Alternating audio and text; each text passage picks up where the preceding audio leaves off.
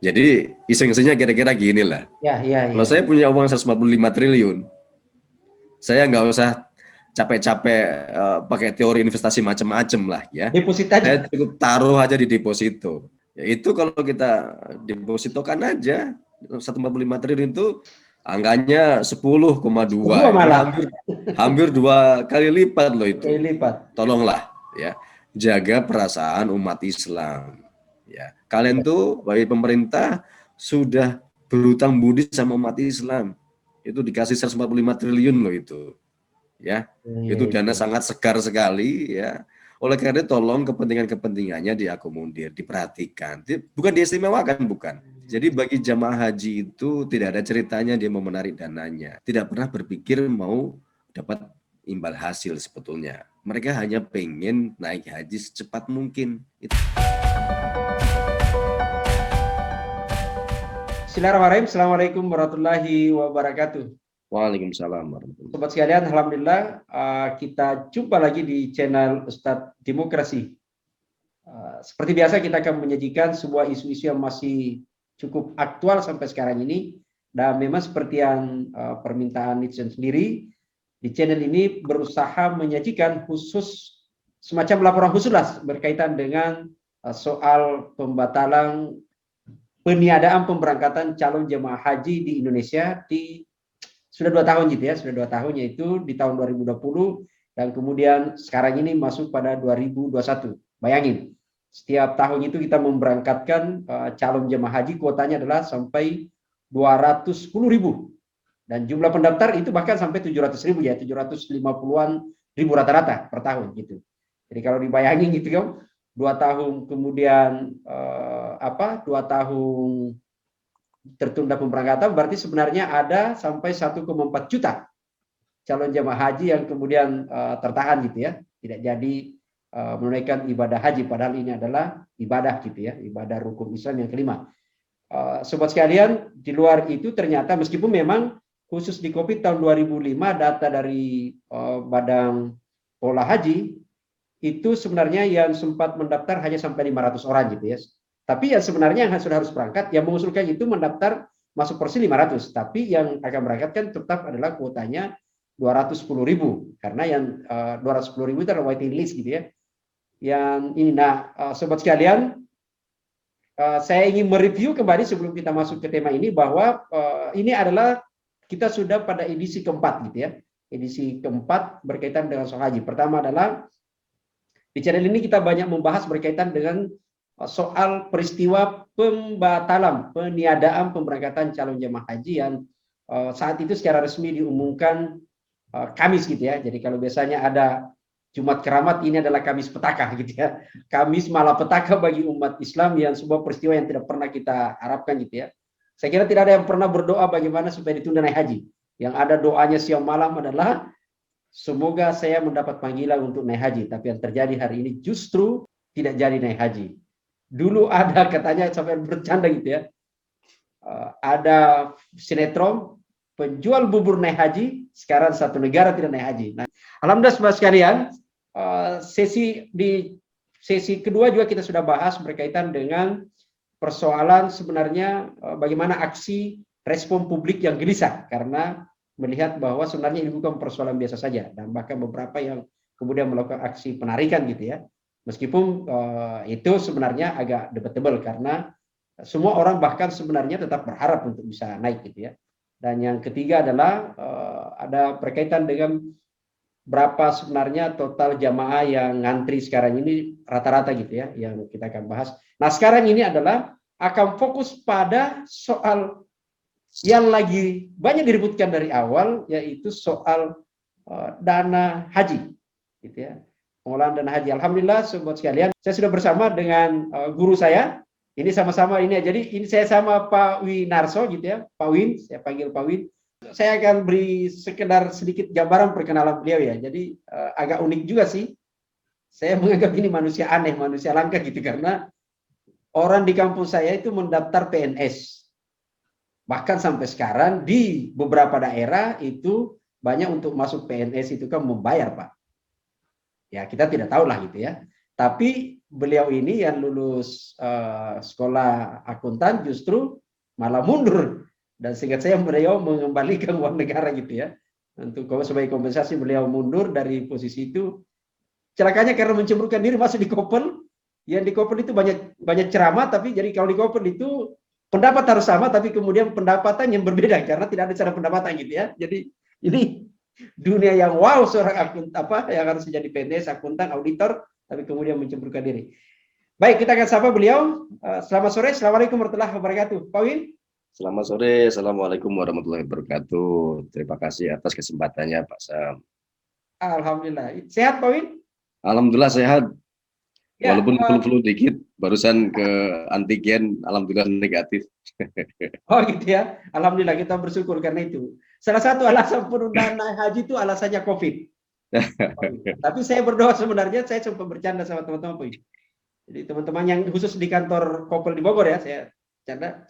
Udahlah, kita berdoa saja semoga ada lagi pilkada, ada pilkades, ada pemilu cepat. Kenapa? Rupanya COVID itu takutnya sama pilkada, Pak Win. Iya.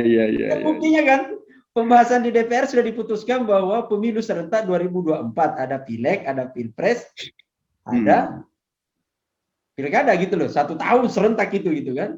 Ada 250. Optimis sudah selesai semua itu berarti. Selesai. Itu tanpa memikirkan ada COVID. Tapi kalau yang beginian naik haji itu ada COVID gitu loh. Karena ini yang walau-walau. Baik, Pak Win, kita mau ngobrol nih berkaitan dengan soal dana haji yang katanya ini masih simpang siur sih, meskipun pemerintah selalu menyebut bahwa safety keuangan kita gitu ya. Apa iya benar safety gitu ya? Kalau publik kan sebenarnya sederhana nih. Aku nih calon jamaah haji misalnya gitu ya. Lalu kemudian menyetor masuk, duit masuk di perbankan, masuk di ini. Nah gimana itu? Ini kan publik tidak pernah tahu kan? Meskipun sebenarnya sudah ada lembaga khusus yang kemudian mengelola dana haji ini, yang kita sebut misalnya adalah Badan Pengelola Keuangan Haji gitu ya, berdasarkan Undang-Undang Nomor 34 Tahun 2014 gitu ya. Itu sudah adalah agak berbeda yang lalu gitu ya. Tapi ini kan yang berseliweran bukan lagi soal dana abadi umatnya dengan soal dana BPKH-nya kan, tapi soal duit ini gede banget loh. Kalau dihitung-hitung dari sumber pemerintah sendiri nih misalnya, sekarang ini posisinya per Maret 2021 itu 149 triliun, 5. Gede banget. Kalau itu dibeli kerupuk, tenggelam Pak ini. Ini kan agak ini. Nah. Coto aja, jangan kerupuk. Oh, coto ya. Wah, itu mantap itu. Bisa tenggelam kota Makassar itu. Ini enggak bisa kita pulang Pak, gara-gara kemarin dilarang nggak dimati coto. Tapi ada coto Bogor lagi gitu. Iya. Nah, ini gimana Pak Win sebenarnya melihat posisi keuangan? Ini sekedar gambaran saja ya, data yang kita ini dulu, sekedar gambaran ke Pak Win bahwa posisi sekarang itu kan per Maret 149,5 triliun gitu ya, dana yang ada yang terkumpul dari setiap jamaah itu kan nyetor, kalau awal untuk dapat kursi 25 juta. Pelunasan itu sampai 10 juta, jadi berarti kan 35 juta gitu ya. Nah, 140 itu terkumpul 159. Yang ternyata nih 33% itu kan disimpan di perbankan nih, bank syariah. 67% kan akhirnya kemudian ke investasi. Ada SBSN, lalu kemudian ada emas macam-macam. Jadi belum kita investasi hotel di Mekah sana, belum bus, belum pesawat. Padahal problem dasarnya di situ. Itu cuma tuh. Gimana tuh, Poin? Bismillahirrahmanirrahim. Assalamualaikum warahmatullahi wabarakatuh. Assalamualaikum. Ustadz Syam, ya, Ustadz Demokrasi. Amin. Dan juga para teman-teman semuanya yang lagi menonton channel ini ya. Sebetulnya saya juga secara pribadi ya, ini jadi penasaran terus terang Pak Sam ya. Begitu ribut-ribut pertama terkait dengan pembatalan haji, itu kan sesuatu yang sangat penting bagi umat Islam gitu ya. Kok sampai ada kesempatan haji yang ternyata pemerintah Saudi Arabia itu tidak menutup bahwa Indonesia tidak boleh naik haji, tapi ternyata dari pemerintah sendiri yang mempunyai kebijakan konon karena katanya alasan kesehatan. Lalu kemudian rame-rame terkait bukan hanya itu, bukan hanya soal berangkat tidak berangkat, Tapi kemudian publik juga menyoroti terkait dengan pengelolaan dana ibadah haji yang sudah terlanjur disetor yang jumlahnya mencapai ratusan triliun itu. Ya. Itu kemana? Yang kemudian kita ketahui bersama, dan itu dikelola oleh sebuah badan yang diberikan legitimasi oleh negara yang namanya BPKH, ya, Badan Pengelola Keuangan Haji, kira-kira begitu. Lalu kemudian saya juga akhirnya mencoba mencari referensi-referensi yang terkait dengan BPKH ini. Yang pertama tentu saya fokus saya sebetulnya adalah saya ingin mengetahui sebetulnya BPKH ini yang judulnya pertama kali adalah namanya di depannya menggunakan kata badan, ya. Oh. Yang kepikiran di saya itu adalah kalau badan itu biasanya adalah LPND, lembaga pemerintah non departemen gitu ya. Lalu kemudian saya mencoba-coba cari undang-undang pembentukannya apa, yaitu Undang-Undang Nomor 34 tahun 2014 ya. Tapi yang anehnya bagi saya adalah undang-undang itu disusun atau dibentuk dengan hanya membuat konsideran cuma satu, yaitu UUD 45. Saya jadi kaget sekali gitu. Ini badan, lalu kemudian pertanyaan dari saya adalah, lalu badan ini menginduknya kemana? Gitu ya. Kalau yang saya bayangkan kira-kira begini, yang saya pikirkan itu ya. Di negara kita itu cuma ada dua jenis. Ini dari sisi pengelolaan keuangannya ya. Cuma ada dua jenis kelamin gitu. Kalau manusia itu ya laki-laki, kalau nggak laki-laki perempuan, tidak ada yang abu-abu gitu ya. Kalau abu-abu itu kan cuma katanya, tapi sebetulnya tidak ada. Yang ada adalah laki-laki atau perempuan. Nah, di kita juga pengelolaan keuangan lembaga itu juga cuma dua gitu. Lembaga itu dikelola melalui mekanisme atau prinsip-prinsip keuangan negara atau tidak gitu. Maka kemudian kita mengenal bentuk-bentuk kelembagaan itu. Misalnya ada kementerian, ya, ada lembaga pemerintah non departemen, ya, itu adalah organisasi negara, gitu ya, pengguna anggaran dia. Lalu kemudian ada juga yang disebut badan yang setengah perusahaan, setengah pemerintahan gitu, yang disebut sebagai BLU, Badan Layanan Umum. Ya, Badan Layanan Umum itu dulu nggak ada. Itu munculnya adalah ketika kita menganut negara mengesahkan Undang-Undang Nomor 17 tahun 2003 tentang keuangan negara sebagai suatu bentuk model bahwa organisasi pemerintah seperti ini ya meskipun beroperasi dengan memungut dana dari masyarakat, tapi dia boleh menggunakan pendapatannya itu untuk keperluan langsung. Ya, kalau pada masa yang dulu tidak boleh, Pak Sam. Kita menganut asas bruto murni, di mana seluruh pendapatan negara itu harus masuk ke kas negara. Contohnya apa? Universitas, ya. Universitas negeri itu SPP yang dibayar oleh mahasiswa itu harus 100% masuk ke kas negara. Tapi kemudian dia membuat perencanaan namanya DIP suplemen ya. DIP suplemen itu isinya adalah rencana penggunaan dana di instansi tersebut. Misalnya universitas, saya rencana dapat SPP itu 500 miliar misalnya gitu. Maka dia membuat DIP suplemen yang isinya penggunaan dana untuk 500 miliar. Jadi meskipun SPP-nya belum mencapai 500 miliar, tapi dia sudah bisa menggunakan melalui APBN uang sebesar 500 miliar kira-kira begitu. Nah, dengan adanya BLU itu, maka kemudian lembaga-lembaga ini itu diperbolehkan menggunakan langsung dana yang diperolehnya dari pihak ketiga. Ya, kalau misalnya BLU itu rumah sakit atau universitas gitu ya, dia begitu dapat SPP atau dapat penerimaan dari retribusi pembayaran dari rumah sakit misalnya gitu ya, dia boleh menggunakan langsung. Dia hanya mencatat dan kemudian melaporkan yang kemudian secara brutonya nanti akan dicatat sebagai penerimaan negara. Nah, kalau itu bukan kementerian, bukan lembaga, bukan juga PLU, ya, maka alternatifnya cuma satu, yaitu BUMN. BUMN itu rezimnya perusahaan, maka dia tunduk pada undang-undang PT atau undang-undang yang mengaturnya, kan kira-kira gitu. Ya, jadi kalau BLU kemudian kementerian lembaga tadi itu tunduknya pada undang-undang keuangan, ya, undang-undang APBN, ya, maka BUMN dia tunduk pada undang-undang PT, kira-kira begitu. Nah, pertanyaan berikutnya adalah lantas BPKH ini makhluk apa? Gitu ya. Dia termasuk apa instansi pemerintah yang kemudian dia tunduk pada undang-undang APBN atau tidak? Atau dia BUMN sekaligus gitu. Nah, ini kan nanti akan berpengaruh terhadap siapa yang mengaudit, ya. Karena masing-masing punya standar audit yang berbeda, Pak Sam, ya. Ya. Kalau kementerian, lembaga, PLU tadi itu juga punya harus mengacu pada standar akuntansi dibuat oleh pemerintah, ya. SPAP, standar akuntansi pemerintahan, ya, SAP. Maka kalau di BUMN kita menganut standar akuntansi keuangan atau kita menggunakan IFRS gitu. Itu lazim dalam dunia bisnis gitu. Nah, tidak bisa kita karena ini rezimnya sangat berbeda sekali.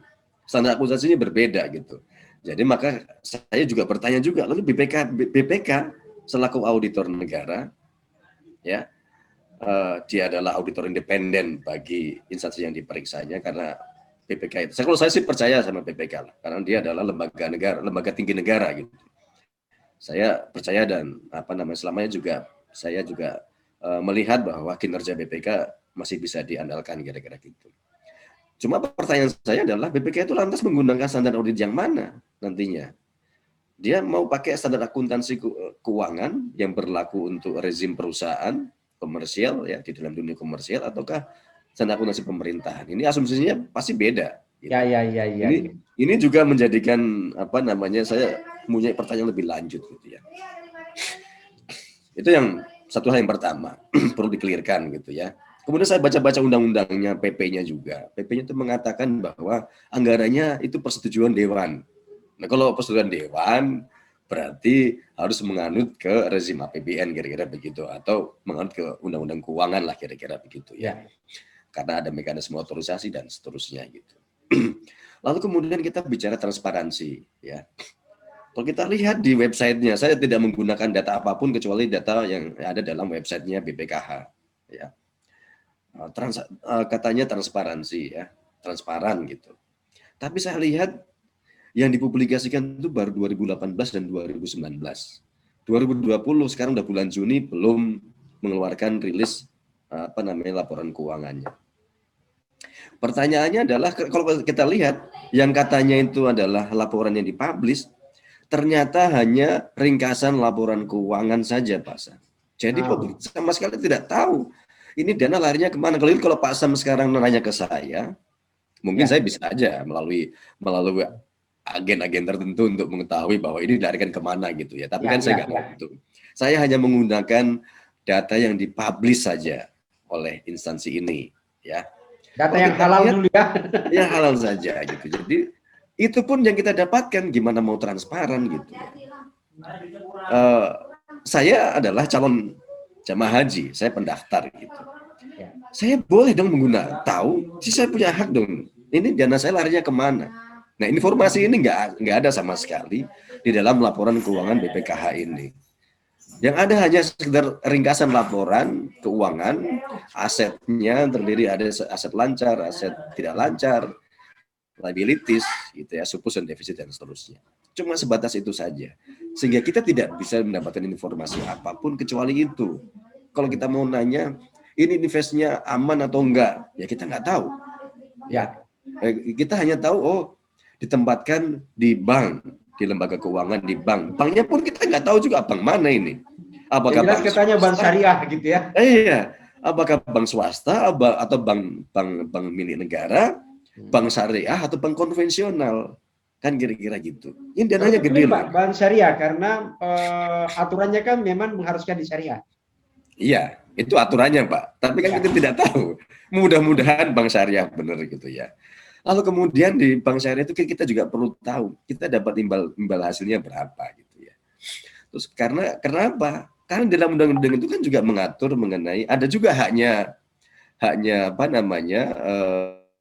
pemilik dana tadi itu ya. Dalam hal ini adalah calon jemaah haji. Kalau ada hasilnya tentu nggak boleh kemana-mana dong, itu kan uang saya. Jadi harus kembali ke saya juga dong, kira-kira begitu ya. Nah, ini semuanya sebenarnya kita bisa baca di laporan keuangan meskipun ringkasan gitu ya. Nah, itu jumlahnya nggak banyak sebetulnya. Kalau saya boleh share screen sedikit ya Pak Asam ya.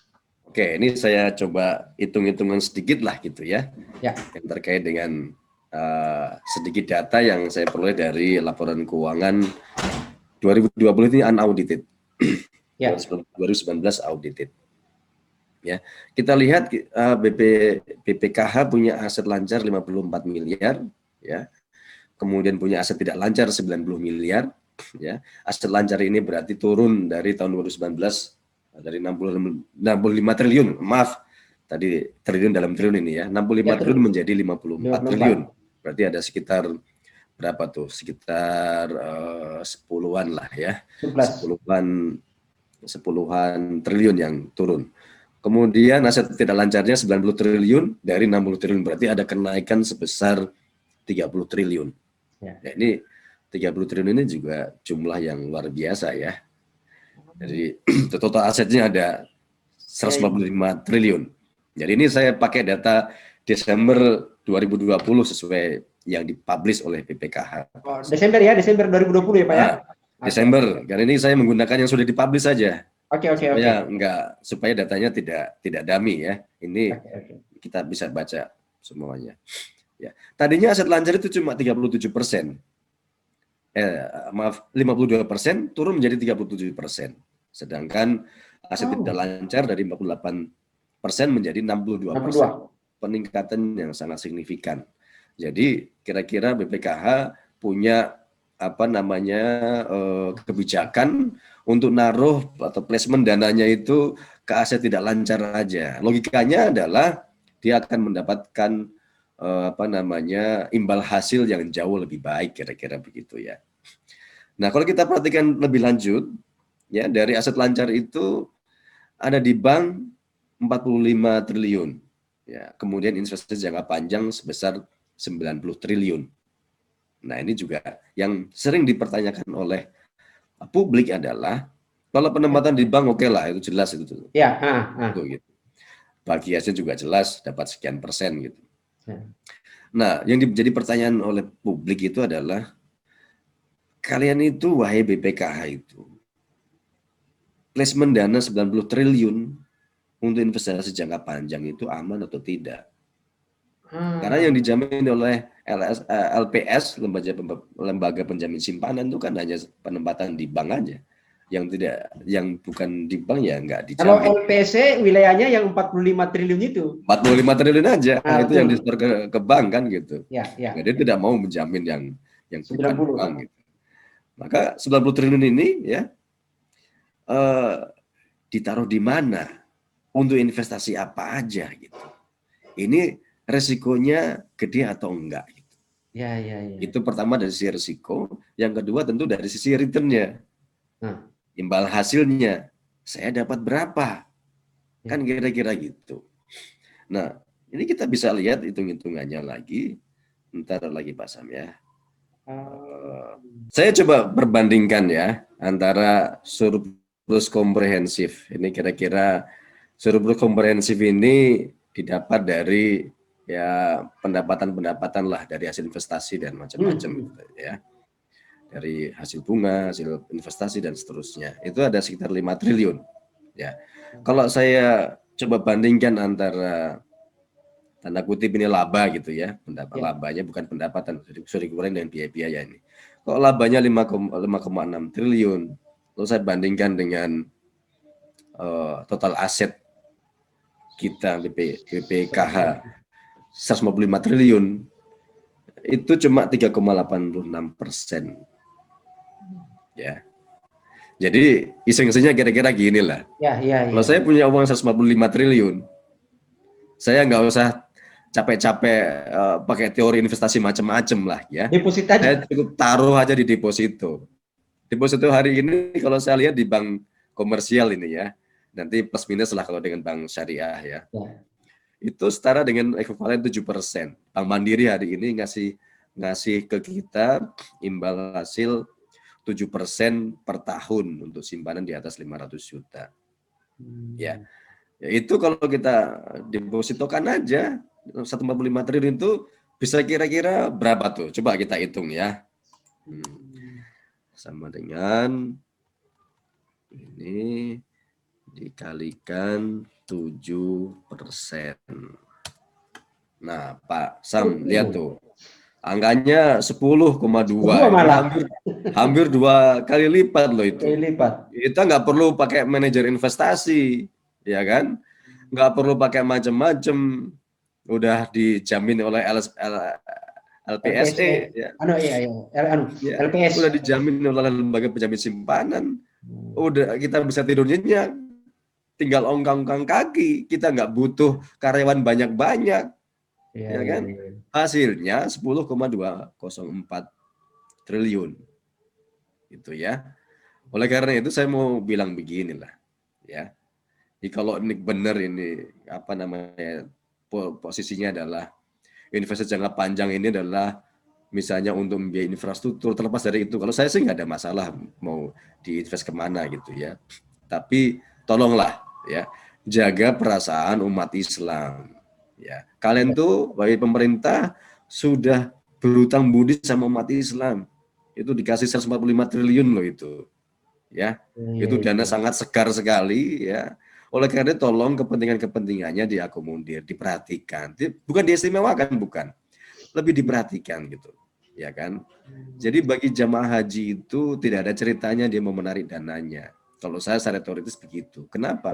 Mereka yang sudah berniat berhaji, nyetorkan dananya 25 juta dan seterusnya itu tidak pernah berpikir mau dapat imbal hasil sebetulnya. Mereka hanya pengen naik haji secepat mungkin. Itu aja. Betul, Pak, betul. Itu aja. Jadi nggak mungkin, tidak mungkin lah kemudian meskipun Pak Anggito itu mengatakan ya silahkan aja kalau mau ada jamaah haji mau ngambil uangnya. Ya nggak gitulah. Itu malah nanti khawatirnya malah menyakiti hati para jamaah haji. Mereka itu hanya ingin segera berangkat kok. Ya kan? Karena kalau kita lihat sebetulnya kan jamaah haji itu tidak pernah protes biaya sekian itu untuk apa saja. Kan nggak pernah protes itu mereka itu. Ya kan? Disuruh bayar sekian dia manut, bayar sekian manut. Wah, tunggu masa tunggunya sekian puluh tahun juga manut. 40 tahun. Jadi tolong nasional gitu ya. Saya tidak menyoroti dari sisi apapun kecuali angka-angka ini kan berbicara Pak Sam. Kita dulu diajari oleh senior-senior auditor kita itu ya bahwa auditor itu cuma melihat angka-angka itu seolah-olah angka-angka itu berbicara gitu. Dan ini angka-angka ini dipublish ke masyarakat. Masyarakat punya hak untuk tahu. Investasi 90 triliun itu dipakai untuk apa saja. Aman atau tidak gitu ya. Jadi itu saya bilang idealnya itu kalau dia pakai untuk investasi ya. Bukan jangka pendek Pak Sam ya. Kalau investasi itu jangka pendek untuk jangka pendek ya. Kan kita diajari teori mengenai high risk high return kira-kira begitu. Kalau mau dapat return yang tinggi maka risikonya juga tinggi kan kira-kira gitu. Nah ini saya lihat diinvestasikan 90 triliun itu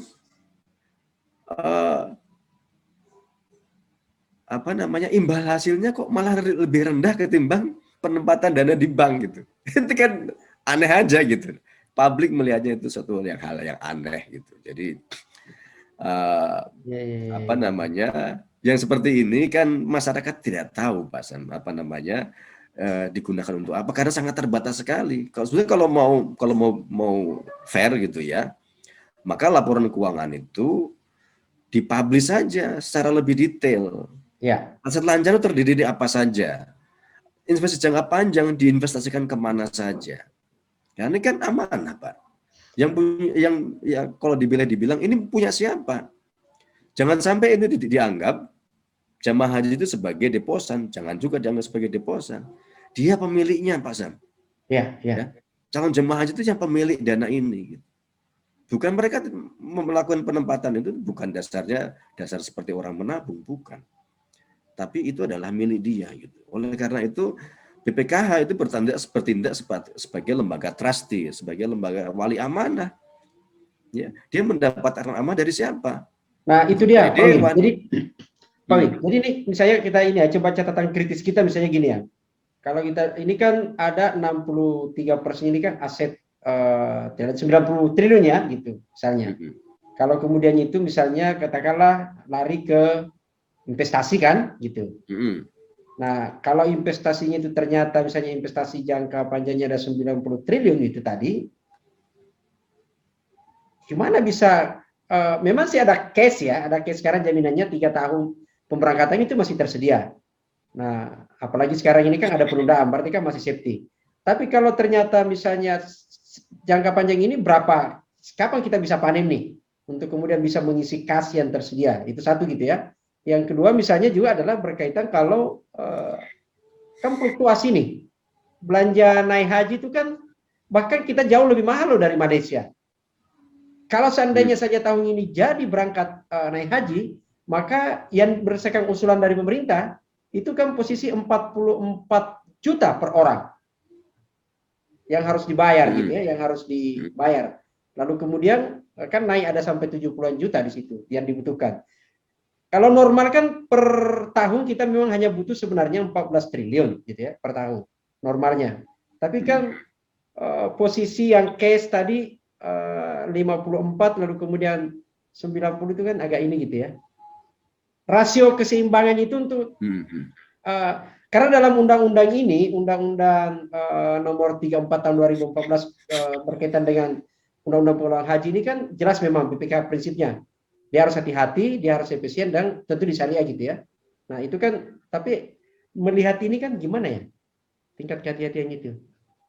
Ya, sebetulnya ini kan mekanisme hampir sama seperti mekanisme perusahaan ya. Kalau saya itu ada utang jatuh tempo tahun depan yang tadi Pak Sam hitung sekitar 14 triliun misalnya gitu ya. Maka saya harus punya cadangan aset lancar paling enggak 2 kali lipatnya. Nah, itu dia. Ya, itu yang disebut sebagai analisis current rasionya kan seperti itu. Jadi kalau saya punya utang 14 tapi saya punya aset lancar 28, maka itu aman lah kira-kira begitu ya. Jadi tidak dikatakan perusahaan itu liquid kira-kira gitu ya. Jadi sebenarnya nggak ada masalah dari sisi itu. Kita lihat penempatan pada banknya juga masih cukup aman sebetulnya 45 triliun ya dari kebutuhan dana tahun depan misalnya 14 triliun. Makanya kalau saya lihat dia ada pergeseran dari yang tadinya penempatan pada bank 54 triliun digeser ke 45 menjadi 45 triliun. Sedangkan invest jangka panjangnya naik sangat signifikan. Itu naiknya itu 50% sendiri dari tahun sebelumnya. Dari 60 menjadi 90. Berarti naiknya 50% sendiri. Ini artinya kebijakannya adalah kayaknya lebih menguntungkan kalau placement kita itu ke investasi jangka panjang. Kan kira-kira logikanya begitu. Mereka di pengelolaan ini kira-kira. Daripada kita penempatan di bank, ya hasilnya dikit, mending kita investasikan jangka panjang aja. Tuh ya. Tapi persoalannya adalah meskipun pergeseran dari investasi jangka panjang dari 60 menjadi 90 ini, ya ada 30 triliun lebih diinvestasikan, ya itu ternyata juga hanya menghasilkan imbal hasil 3,86% gitu. Nah, itu. Nggak signifikan gitu tuh. Jadi kan kita bertanya-tanya, loh ini kok sebetulnya cara Anda mengelola investasi ini seperti apa? Investasi Anda kok sedikit banget gitu. Imbal hasilnya kok imbal dikit hasilnya banget, gitu ya. Oke. Saya coba kasih data lagi sedikit lagi ya. Ya. Saya punya data, bentar Mas.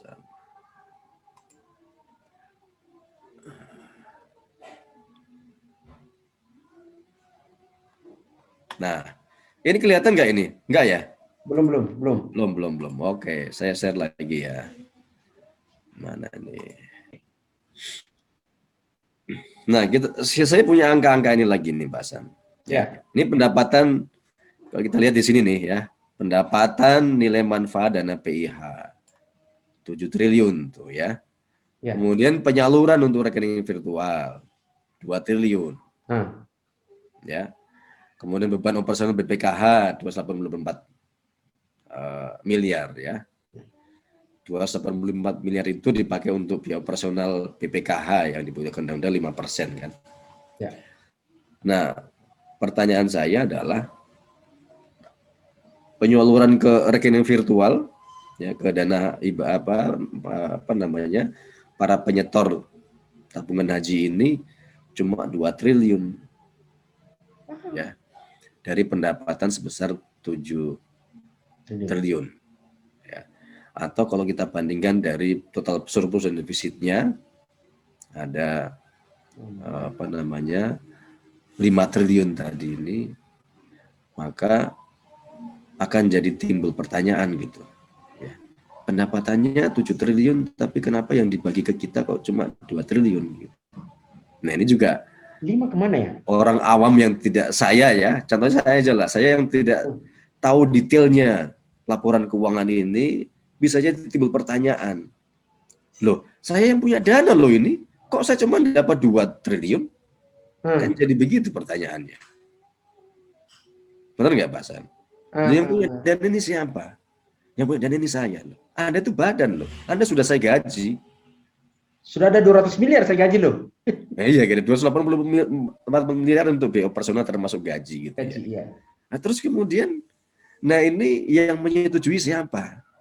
Penyaluran untuk rekening virtual ini, perjanjian ini ada di mana?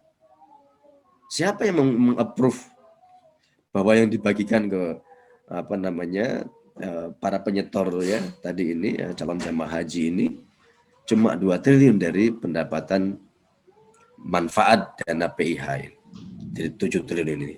Ini kan jadi yang menjadi pertanyaan lagi misalnya, loh BPK itu waktu melakukan audit kan bukan cuma sekedar mengatakan bahwa oh iya 2 triliun ini sudah ditransfer ke rekening virtual calon jamaah haji. Kalau saya auditor akan mengatakan, yuk dasarnya apa ngasih 2 triliun? Kenapa bukan 5 triliun? Kenapa bukan semuanya dikasih ke jamaah haji? Kenapa cuma 2 triliun? Kan bisa begitu, Pak San. Makanya tadi saya katakan, standar audit yang dipakai oleh BPK ini apa? Dia menggunakan standar akuntansi yang mana? Akuntansi pemerintahan kah? Atau akuntansi komersial? Ya, ini kan penting dari situ. Kenapa saya sering menyampaikan bahwa perlunya kita duduk manis dulu ini. Ini makhluk apa ini? Jenis kelaminnya apa ini BPKH ini? Ya? Jenis kelaminnya apa dulu supaya kita jelas. Karena ini berkaitan dengan keduanya. Nah, di undang-undang itu memang ini, Pak Win. Saya coba cek juga di undang-undang ini kan dia hanya menyebut bahwa BPKH ini adalah lembaga yang mengelola keuangan haji. Dah, selesai itu. Iya. Ketika tadi saya kembalikan lagi. Kita ini diatur dalam ini rezimnya rezim apa nih? Rezim keuangan publik kah atau rezim keuangan privat? Rezim keuangan privat diatur dengan Undang-Undang PT, rezim keuangan publik diatur dengan Undang-Undang Keuangan, Undang-Undang 17 tahun 2003, atau dalam setiap tahun sekali dinyatakan dalam Undang-Undang APBN. Ya. Kan mesti clear di situ, Pak. Ya. Jadi tidak bisa dong apa namanya itu, misalnya auditor itu hanya mengatakan, oh sudah tertransfer, bukti transfernya ada. Ya. Oh dalam keuangan negara nggak gitu logikanya, Pak. Ya. Contohnya misalnya gini, apa namanya, pendapatan daerah, retribusi daerah dapat penerimaan pajak daerah sekian triliun atau sekian miliar, misalnya gitu ya. Nah, pendapatan retribusi daerah 500 miliar, misalnya gitu. Kan auditor bukan hanya sekedar mengatakan, oh iya sudah masuk ke kas daerah. Kan nggak gitu. Mesti benar nggak ini sesuai dengan aturan mainnya nggak? Gitu. Ya kan? Bukan sekedar, oh sudah ditransfer. Benar nggak alokasinya? Sesuai dengan undang-undang nggak? Kan gitu. Siapa yang mengotorisasi ini? Uangnya BPIH dikeluarkan, BPKH, maaf, di rekening BPKH itu keluar 2 triliun itu siapa yang mengotorisasi? Apa yang membolehkan itu kemudian dia mengeluarkan 2 triliun itu? Ya. Kalau kemudian dikatakan oleh apa namanya, oh itu kan disetujui oleh apa namanya dewan pengawas, oleh anggota dewan melalui dewan pengawas gitu ya. Nah pertanyaan juga akan beruntun juga gitu. Apa dasarnya? Kalau saya sebagai apa pemilik rekening gitu ya, pemilik dana ini, kalau saya menanyakan, yuk anggota dewan, dasarmu apa? Membuat otorisasi menyetujui yang dibagi ke saya cuma 2 triliun. Dasarmu apa? Kan nggak bisa jawab nanti itu kalau nggak seperti itu. Nah gitu Pak Sam kira-kira. Kalau Jadi pendapatannya, penjelasan hmm, kalau pendapatan penjelasan 7, dari ini tuh hanya karena ada pada saat membayar 25 juta itu kan ada akad tuh disodori hmm, oleh perbankan gitu ya. Ada hmm. akad dari kesediaan dari akad wakala itu kemudian ke apa? Menyerahkan ke BPKH untuk dikelola gitu. Iya, itu kan akad saya dengan bank Pak, ya kan? Bukan akad saya dengan BPKH. Oh silakan dikelola oleh BPKH, pasrah aja kita gitu.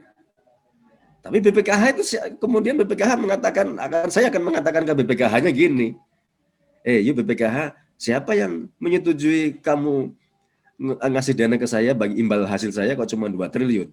Dari pendapatan 7 triliun itu, sebetulnya kan 7 triliun itu milik saya, bukan Ya, milik kamu. Loh kamu sudah saya gaji kok, 84 miliar di antara di situ. ya. Terus yang 5 miliar kamu kemanain? Menarik juga diteliti di hasil di naskah akadnya itu ya. Iya. Nah makanya saya cuma menghimbau pembuat undang-undang gitu ya. Ini kan ada suatu persoalan yang harus dibereskan ini terkait dengan jenis kelaminnya ini badan ini, Ya, ya, ya, ya. ya kan? Jangan dia bertindak, dia harus cegas kalau mau perusahaan perusahaan, kalau mau enggak, ya gitu supaya jelas ini jenis kelaminnya laki-laki atau perempuan, gitu jangan diambangkan begitu. Gitu. Oke. Nah kan kalau ininya Pak Win, tadi itu kan ada 7, kemudian ada di BRIN itu kan cuma 2 kan gitu dari pendapatan 7 triliun, kemudian 2 yang diberikan kepada ini. 5 kan nggak jelas nih. Nah kalau Iya, ya enggak gini maksudnya gini, enggak jelasnya itu maksud saya adalah bukan yang dikorupsi, bukan enggak ada ya, hubungan ya, ya, korupsi ya, ini. saya paham, saya paham. Ini Maksudnya, pasti akan kalau nggak dikeluarkan, kan duitnya pasti akan ada di cashnya, di asetnya ya, ya, ada ya, di asetnya BPKH gitu ya. Tapi kan bukan itu kan bukan bukan tidak semua asetnya itu punya punya apa namanya punya jamaah gitu kira-kira gitu. Yang masuk ke rekening saya cuman ya 2 triliun ini gitu. Ya, rekening virtual tadi itu. Nah, kan kayak gitu. Ya, jadi itu bisa aja dibelikan aset segala macam gitu. Apakah kemudian dikembalikan ke investasi lagi ya yang cuma hasilnya cuma 3,8% tadi ya, kan gitu. Jadi saya menghimbau lah badan pengawas itu saya lihat susunan badan pengawas itu waduh itu gelarnya apa namanya seperti kereta api itu Pak Sam, panjang-panjang itu. Ya kan? Saya keder juga itu melihat susunan badan pengawas itu dan direksinya itu wah hebat-hebat ini orang. Ya kan? Tapi tolonglah itu ya kan Anda juga digaji mahal itu ya untuk bisa membantu mengamankan amanah yang diemban oleh badan pelaksana gitu ya. ya. Jadi harus Itu bisa dia karena melindungi kepentingan begitu. ini kan posisinya kenapa kita agak interest betul dengan dana haji ini kan memang tidak bisa disamakan dengan sumber dana yang biasa saja gitu ya. Oh, ini orang niatnya adalah orang digunakan untuk beribadah gitu ya. Jadi saya menganalogi orang-orang di kampung itu membayar atas hasil buah coklat, cengkeh, hasil udang, Betul. apa semua gitu ya. Kopi. Jual kebun, jual kopi gitu kan. Itu dikumpul Pak. Dari Iya. per liter dikumpul untuk kemudian ini gitu ya. Tiba-tiba disodori tanda tangan tuh untuk dikelola dananya. Kita tak pernah. Pokoknya dia nunggu deh sampai berapa puluh tahun untuk bisa naik. Tapi Iya. mereka sudah nyerahin, tapi kan haknya untuk tahu bahwa dikelola dana ini seperti apa. Ya benar bahwa dana yang di store itu tidak cukup untuk kebutuhan haji naik. Tapi kan keterbukaan itu penting. Nah itu yang Ini agak beda loh Pak, misalnya gini, ini jangan sampai disamakan dengan dana-dana yang lain gitu ya. ya. Nah itu Misalnya ya. APBN gitu ya. APBN itu yang dipublish cuma ikhtisar neraca ya. Laporan keuangan pemerintah itu cuma ikhtisar neraca, ikhtisar laporan relasi anggaran gitu ya. Ya itu Ya. nggak ada masalah karena kita udah punya wakil. Ya. Wakil rakyat lah yang dikasih dokumen lengkap gitu. Ya. Tapi kalau BPKH siapa wakil saya? Apakah saya menyerahkan kepada anggota dewan? Enggak, belum pernah saya menyerahkan amanah itu kepada anggota dewan. Ya.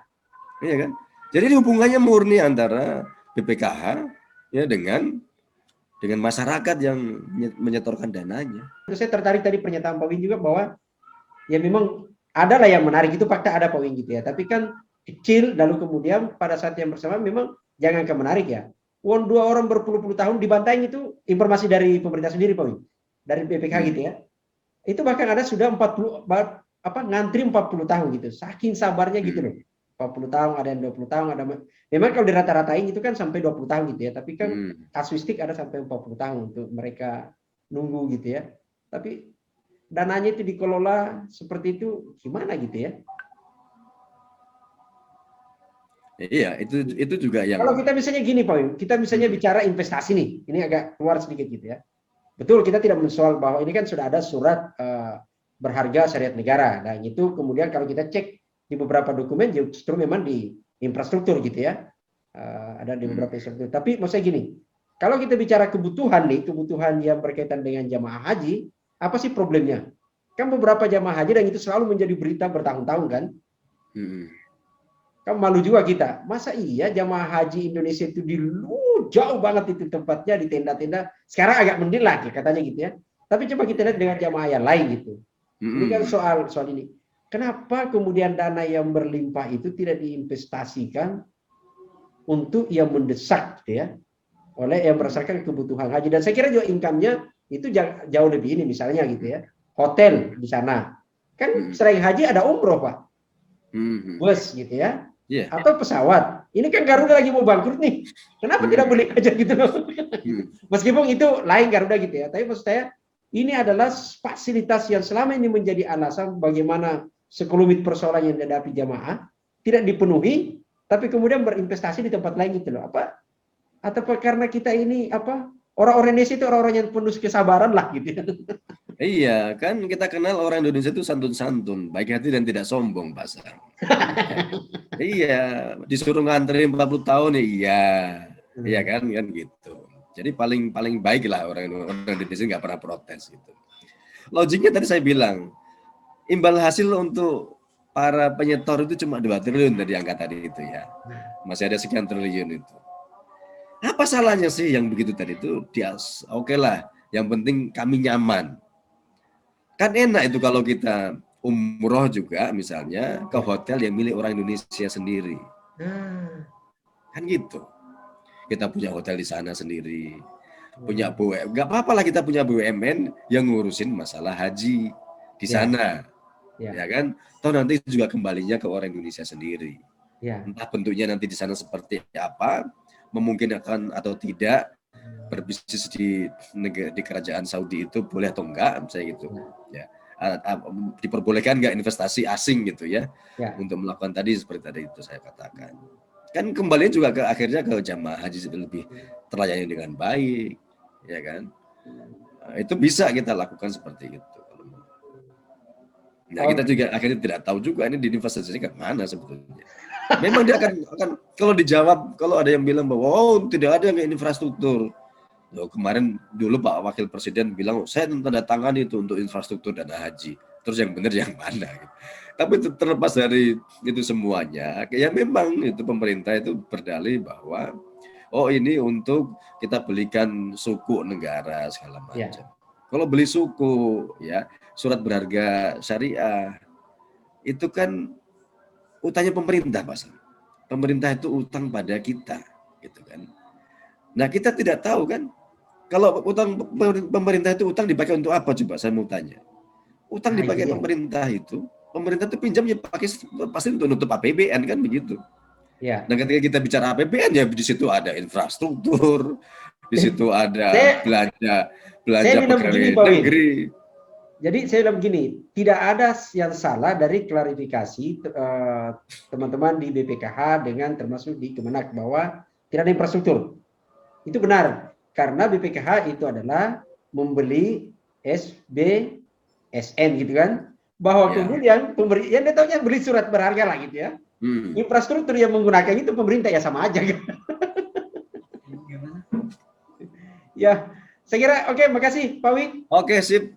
Diskusi kita luar biasa, ini awalnya kepingin santai tapi ternyata Ya bicara duit itu agak serius gitu ya, agak serius. Kalau mau santai di kebun kopi Palasari aja, Pak. Nah, Mumpung itu masih dia. panen sekarang. Saya kira kita perlu dijadwal untuk ke sana gitu ya. Tapi poinnya Siap, adalah siap. tadi yang menarik bahwa satu, kita melihat posisi soal kesehatan keuangan gitu ya. Meskipun agak apa kita lihat safety, tapi ternyata juga di sisi pendapatan yang di investasi, kalau mau dibandingin dengan deposit ternyata masih jauh lebih rendah juga gitu ya. Itu catatan poin kita yang kita lihat. Jadi posisi itu yang menjadi catatan lebih awal juga berkaitan dengan jenis kelamin, karena ini akan menentukan pada posisi bagaimana menempatkan untuk mengaudit BPKA ini. Jenis kelamin ini harus clear gitu ya, dan itu tentu diatur dalam undang-undang. Memang kalau kita baca di undang-undang ini di konsiderannya itu menarik. Jadi menimbang lalu kemudian mengingat. Nah ternyata hanya satu hanya menggunakan Undang-Undang Dasar 45 itu pun pasal 5 ayat 1, pasal 20 dan pasal 29 gitu ya. Jadi agak ini gitu. Menarik untuk kita coba kritisi lebih jauh. Saya kira diskusi agenda tersendiri berkaitan dengan jenis kelamin dari BPKH ini ya gitu ya. Nah Siap, itu yang siap. ini. Poin lain adalah yang menjadi catatan kita sebenarnya adalah bahwa ingat jangan memposisikan bahwa uang dana haji itu sama dengan duit yang mengelola APBN gitu ya. Karena ini adalah uang umat, orang yang ikhlas untuk berniat betul untuk ibadah yang dipercayakan dikelola oleh satu institusi. Sehingga pertanggungjawabannya adalah harus lebih transparan, lebih qualified karena sekali lagi orang yang menabung itu tidak pernah ada niat untuk mendapatkan keuntungan. Tapi yang ingin dipastikan oleh beliau adalah duit saya ada dan saya pasti akan naik. Itu menjadi penting. Saya kira itu pemirsa sekalian, sobat sekalian, alhamdulillah perbincangan kita yang luar biasa sama Pak Winarso ini dari peneliti senior di Komite Pemantau Legislatif, dan beliau adalah owner Kopi Palasari Bandung gitu ya. Oke, terima kasih Pak Win. Salam. Sami-sami. Semoga kita di sesi lain kita akan berdiskusi lagi. Assalamualaikum warahmatullahi wabarakatuh.